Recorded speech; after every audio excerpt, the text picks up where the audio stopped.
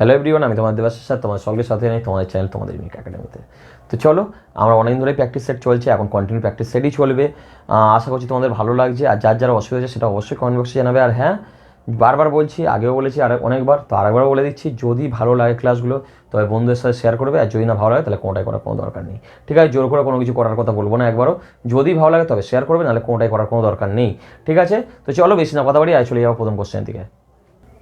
চলে এসেছে আর প্রথম কোশ্চেন দিয়ে। প্রথম কোশ্চেন দেখো কী বলেছে কি, কফির বাজার দাম 15% বৃদ্ধি পাওয়ায় একটি পরিবারের কফির ব্যবহার 15% হ্রাস করেছে।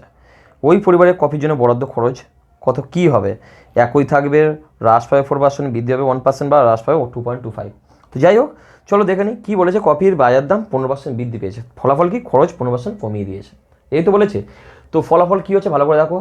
এর ক্ষেত্রে একটা সূত্র আমরা অ্যাপ্লাই করবো। কী সূত্র? ভালো করে দেখো, সেই তোমাদেরকে প্রথম থেকে শিখিয়েছিলাম, a + b + ab/100, এই সূত্র মনে আছে? এই সূত্র এখানে অ্যাপ্লাই করবো, ভালো করে দেখে নাও। তাহলে 15% বৃদ্ধি পেয়েছে, +15। তারপর কি, সে কি এই 15% বৃদ্ধি পাওয়ার জন্য কি কফির ব্যবহার কি 15% কমিয়ে দিয়েছে, তাহলে -15। তাহলে প্লাস মাইনাস কি, -15 × 15/100, 15 কেটে দাও, তাহলে -225/100, অর্থাৎ কি -2.25%। তাহলে কি কত পার্সেন্ট কমিয়ে দিল? ওভারঅল 2 পয়েন্ট বৃদ্ধি, তাহলে কী করেছে? 2.25% কি হ্রাস পেয়েছে। তাহলে পরিবারের কফির জন্য বরাদ্দ খরচ কি 2.25% হ্রাস পেয়েছে। চলো বেশি না কথা বাড়িয়ে চলে যাবো নেক্সট কোশ্চেন দিকে। চলে এসেছি পরের কোশ্চেন। এটা একটা ভালো কোশ্চেন, তো ভালো করে দেখো কী বলেছে একটি সমিতিতে পুরুষ ও মহিলা সদস্যের অনুপাত 5:4। তাহলে কী বলেছে? পুরুষ ও মহিলা সদস্যের অনুপাত কী বলে দিয়েছে? 5:4। ওকে, বলেছে কি শোনো, বলেছে ওই সমিতিতে আরও 45 জন কি মহিলা সদস্য যোগ দেয়, পুরুষ ও মহিলার অনুপাত পূর্বের অনুপাতের বিপরীত হয়। ঠিক আছে, তাহলে বলেছে সমিতিতে পুরুষ সদস্য সংখ্যা কত ছিল। ঠিক আছে, তাহলে চলো আমি ধরলাম পুরুষ 5x আর মহিলা কি 4x। ওকে, তাহলে কি বলেছে? 5x পুরুষ, 5x আর মহিলা 4x। নতুন মহিলা কতজন যোগ দিয়েছে?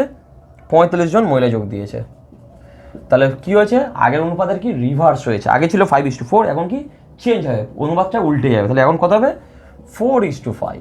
ওকে, কোনো সমস্যা নেই। চলো তাহলে কত হলো দেখে নাও। 25x 4 × 16x প্লাস 4 × 20 শূন্য থেকে 2, 4 × 16 17 18।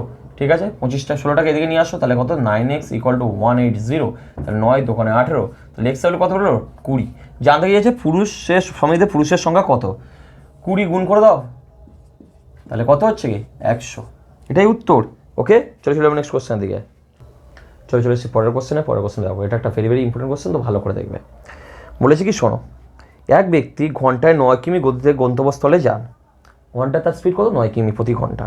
বলেছে প্রতি 1 কিমি অন্তর 7 মিনিট করে বিশ্রাম নেন, তবে 27 কিমি দূরত্ব যেতে ওই ব্যক্তির কত সময় লাগবে? তাহলে স্পিড কত? 9 কিমি, যাবে কত? 27 কিমি। তাহলে কত ঘন্টা লাগার কথা দেখে নেওয়া যাক।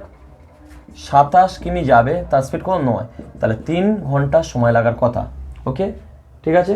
ওকে, আচ্ছা ভালো করে দেখো, সে বলেছে কি, বলেছে প্রত্যেক 1 কিমি অন্তর সে হচ্ছে কি সে 7 মিনিট করে বিশ্রাম নেয়। টোটাল যাচ্ছে কত? 27 কিমি। 27 কিমি টোটাল যাচ্ছে। তার মানে কি প্রতি 1 কিমি অন্তর কি 1 কিমি অন্তর তিনি কি 9 মিনিট করে বিশ্রাম নেন। ঠিক আছে, প্রতি 1 কিমি অন্তর 9 মিনিট করে বিশ্রাম নিচ্ছেন তিনি।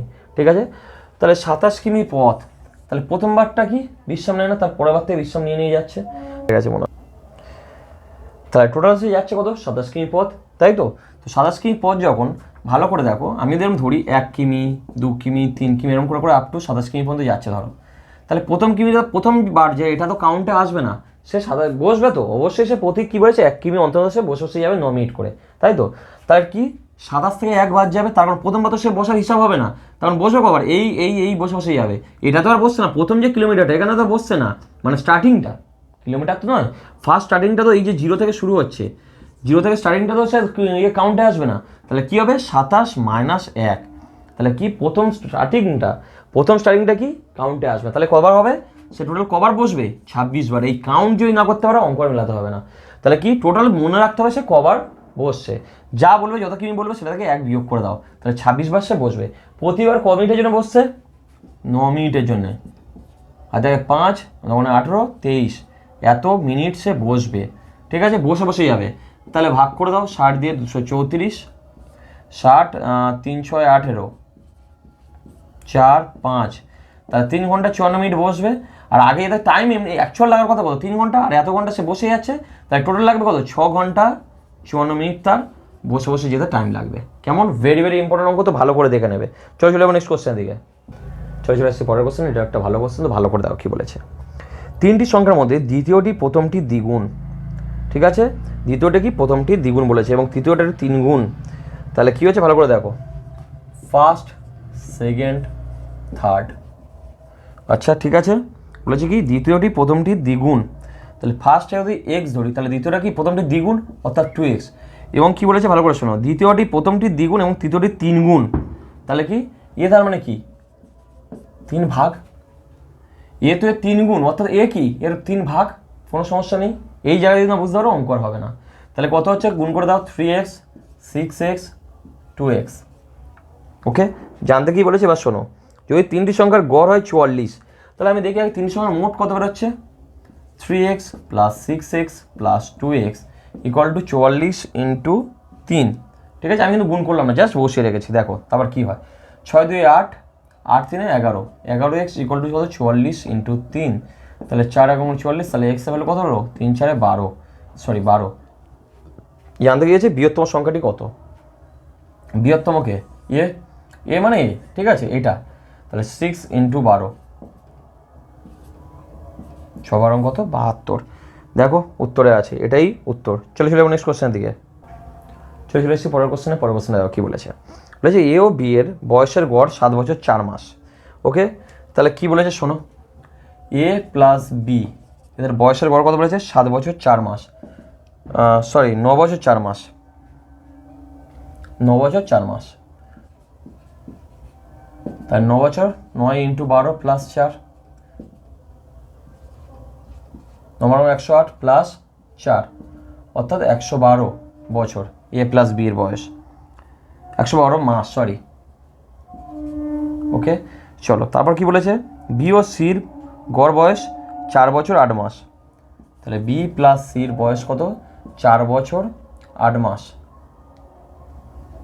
আচ্ছা, এখানে গড় বলেছিল, এটাকে 2 গুণ করে দিই, তাহলে কি দুজনের মোট বয়স বেরিয়ে যাবে। ঠিক আছে, এটা তো গড়, আমি মোট বয়স বের করে দিই, এটা মোট বয়স দুজনের, ঠিক আছে মোট। আচ্ছা, এখানে কত বলেছে, 4 বছর 8 মাস, তাহলে এটাকে পুরোটাকে বছরে করে নাও, এই মাসে করে নাও,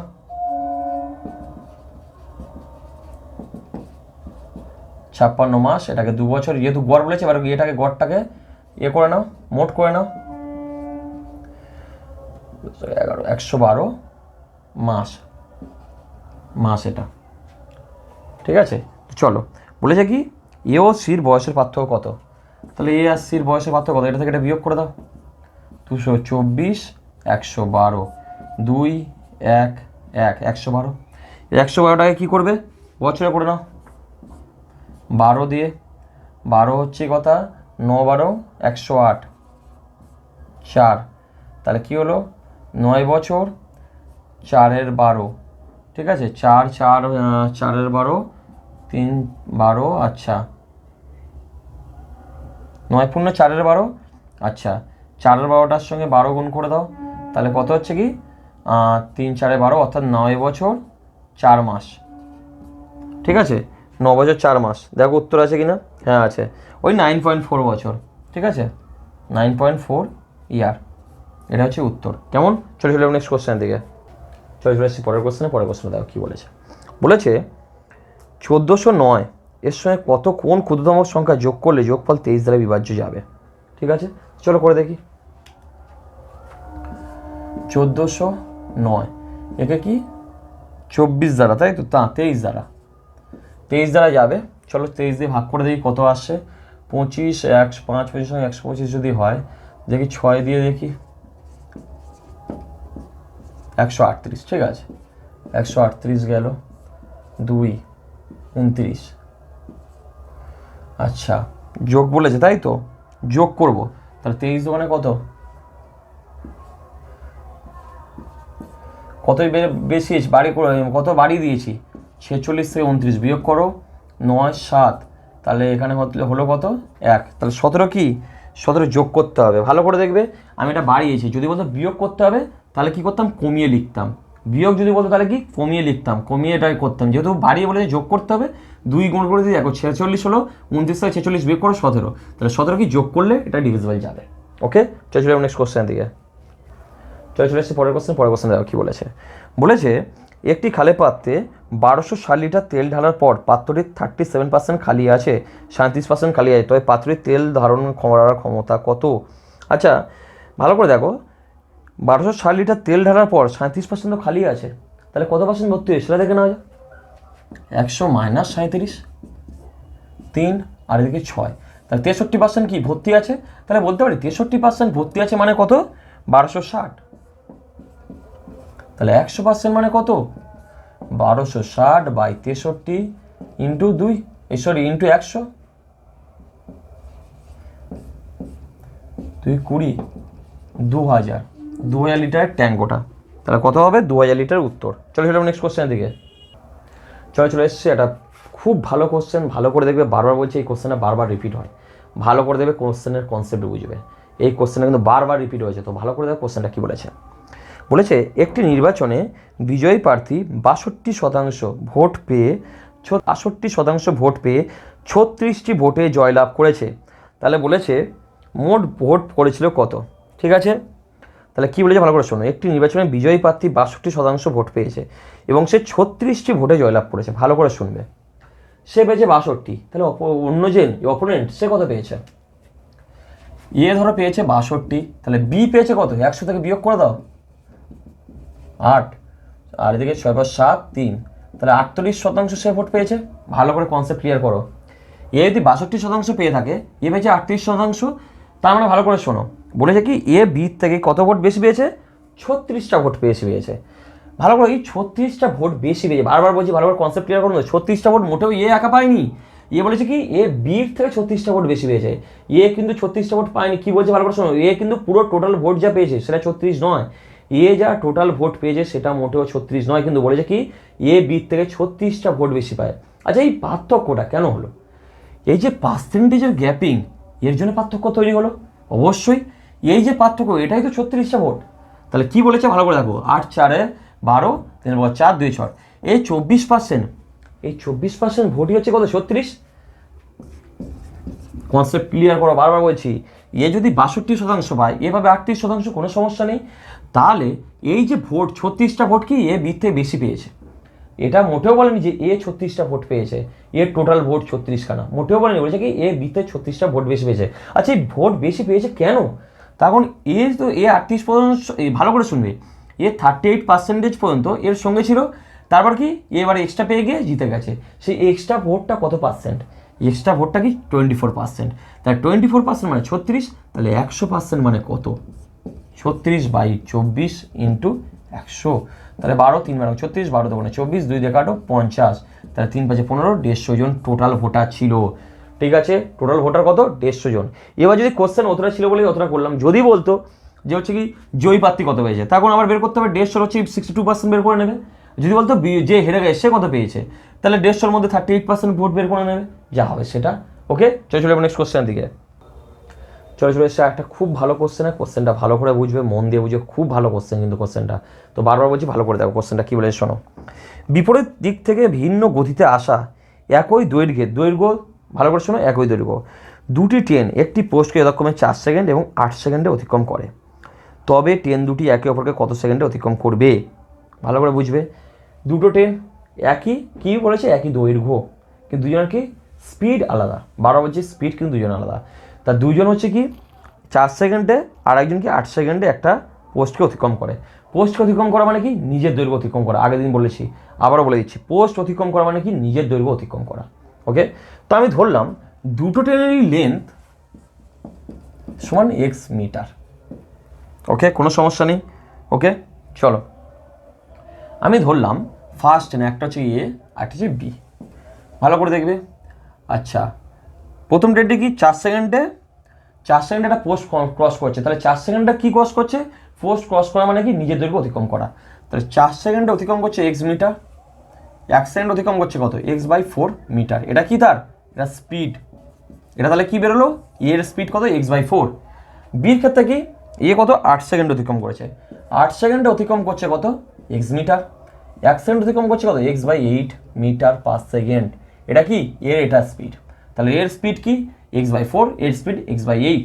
ওকে, বলেছে কি দুজন দুই দিক থেকে আসবে, বিপরীত দিক থেকে, এদিকে এলে এদিকে আসবে, একে অপরকে অতিক্রম করতে কত সেকেন্ড টাইম লাগবে, এটাই জানতে চেয়েছে। ভেরি ভেরি ইম্পর্টেন্ট কোশ্চেন কিন্তু এটা। তো সূত্র কি, আমি যখন টাইম অ্যান্ড ডিস্টেন্সের অঙ্ক করিয়েছিলাম তখন আমি একটাই সূত্রের বেস করে সমস্ত অঙ্ক করিয়েছিলাম, সেই একটার সূত্রের বেস করেই আমরা আজকের অঙ্কটা কমপ্লিট হবে। ঠিক আছে, সূত্রটা কি, distance equal to speed into time. এখানে বলেছে দুজন বিপরীত দিক থেকে আসছে, তাহলে কি দুজনের ডিস্টেন্স কি, দুজনের দৈর্ঘ্য যোগ হবে, তাহলে কত দৈর্ঘ্য যোগ হবে, একজনের এক্স আর একজনেরও এক্স, তার টোটাল দৈর্ঘ্য কত এক্স প্লাস এক্স।